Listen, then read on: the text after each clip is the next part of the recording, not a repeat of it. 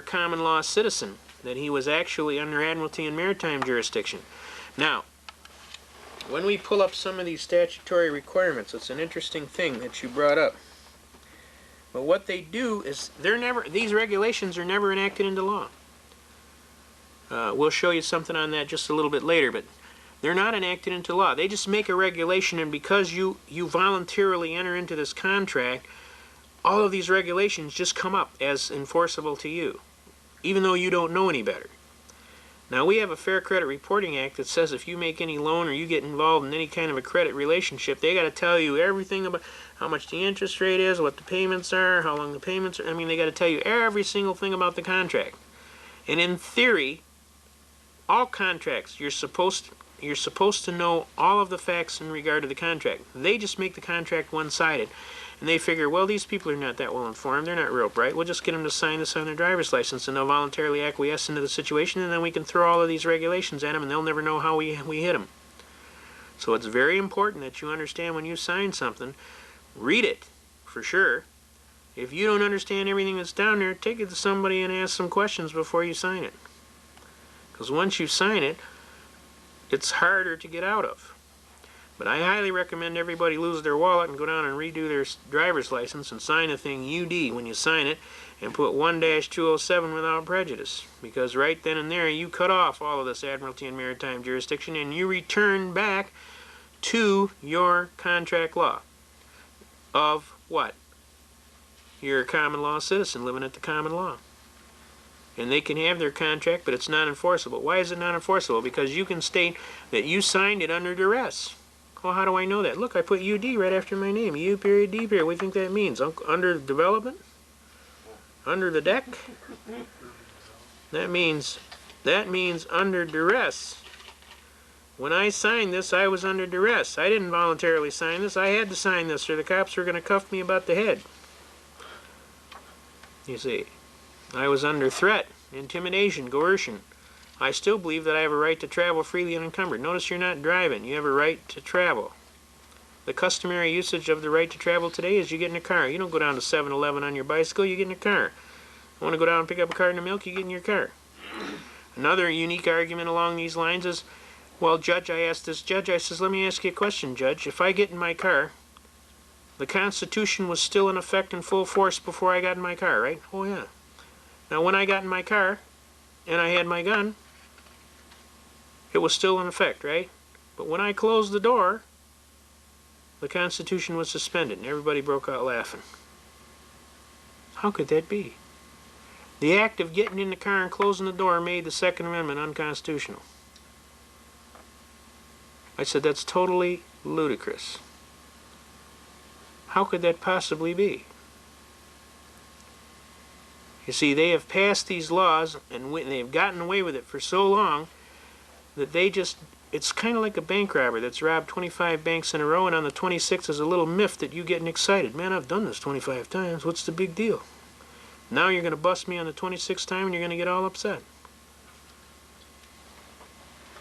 See, they've been getting away with it so long, nobody's ever taken them to the task. They feel like, well, I should be able to get away with it on the 26th time. An unconstitutional act, wrongfully done. It doesn't matter how many times in a row you did it, it's still unconstitutional. And the reality is, a person that's properly motivated, properly trained, and properly willing to do whatever is necessary and proper to defend the Constitution will almost always prevail on the merits. And that's what we're doing right now, and they're sweating on that right now. But the reality of this is, and you got to understand, the burden is on you. You want your Constitution, then you damn well better grab a hold of it, and you better hold on tight, and you don't let go for nothing. You read your Constitution, you learn your Constitution, you quote your Constitution chapter and verse, frontwards, backwards, upside down. When people come up to you, well, we want you to take a drug test as part of your job. Huh. Go fish. I ain't taking no drug test. I'm not required to prove a negative. You're required to prove a positive. If you think I'm doing something negligent, fine. Then you go file papers and you take necessary precautions and what have you, and we'll go to court.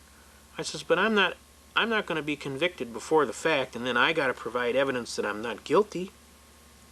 That's the cart before the horse. That's back asswards. We're not going to do that. Not only that, the Fifth Amendment says I got a right not to be a participant in a compulsory process that's going to make an incriminating situation to be. Now, I'm not nothing to hide, and I'm not even arguing from what I got to hide. I'm arguing from the fact that the right stands and I'm exercising it. And then I usually ask some simple questions. Well, if they find anything when I get fired, hell yeah. You're going to be penalized. So there are penalties. And if they find anything, would I be criminally prosecuted? Could be. Huh? So why would you want to do some damn stupid thing like that? And give them a piss test. This guy comes up to me at the last convention we had, and they want to take a test as to whether or not he's got any drugs in his system. I said, first of all, what's in my system is between me and my doctor, and none of your damn business. I says, I don't take drugs, and I got nothing to hide, but I'm not going to voluntarily enter into anything. What if your guy screws up and now you say I got drugs? Now I can't get a job ever? What, are you kidding me? This some new hobby you just took up? I'm not going to play that game. It is not my burden to prove a negative. It is your burden to prove a positive. If you have a just claim for which relief can be granted, you go file your papers and we'll sit down and talk. But until such time, you go fish. Because I'm not going to play. I'm not required to play, and I'm not going to play. And if you fire me for the exercise of my constitutional right, I'm going to tell you about Miller versus United States, which says, the claim and exercise of a constitutional right shall not be converted into a crime. And you're doing that, and you're punishing me. And if you fire me for it, I will sue your socks off and attach everything you own, bank, business, and home. Now make my day. That's how I feel about it. So you find another turkey to jerk with, because I'm not going to play. Okay? Now, we want to get into some serious things. I want to get into this this argument about traffic cases. This is the most practical way to deal with traffic cases. When you are pulled over, what is happening? Now you got a policeman. He's conducting discovery. Anything you say can and will be held against you. And if you don't think so, just keep rattling. And it'll all get written down on the ticket. I found that out. Told the officer he'd just been waiting to get this ticket so we can fight it and beat it all the way to the Supreme Court. Wrote that word for word right on the ticket. So when these people are with you, you keep your hatch buttoned. And I mean, I'm guilty. I admit it. Sometimes I rattle on. It's been known to happen. So I'm telling you not to do it. You button your hatch. If you say anything, it's yes, sir, and no, sir. What can I do for you? And they always like to say, going a little fast, weren't you?